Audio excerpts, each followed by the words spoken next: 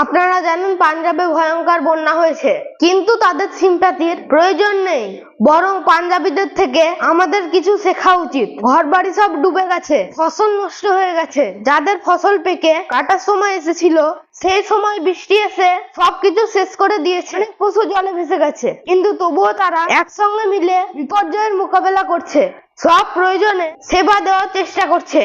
আর এরা তারা যাদের নিজেদের ঘরবাড়ি জলে ডুবে গেছে, ঘরের বেঁচে থাকা রেশন ট্রাক্টরে করে এক গ্রাম থেকে অন্য গ্রামে নিয়ে যাচ্ছে। যেখানে রাস্তা ভেঙে গেছে, সেখানে সবাই মিলে হাত লাগিয়ে নতুন রাস্তা তৈরি করে মানুষের সাহায্য করছে। প্রায় 3 লাখ একর জমির ফসল নষ্ট হয়ে গেছে। পাঞ্জাবের এই বন্যায় প্রায় 2.5 লক্ষ মানুষ ক্ষতিগ্রস্ত হয়েছে। 30 জনের উপর মৃত্যুর খবর আসছে। অনেক গ্রাম এখনো ডুবে আছে, কিন্তু কঠিন সময়েও পজিটিভ থাকা, একতা বজায় থাকা, যাতে মনুষ্যত্বের জয় হয়। আর এইসব শুধু পাঞ্জাবের লোকেরাই করতে পারে।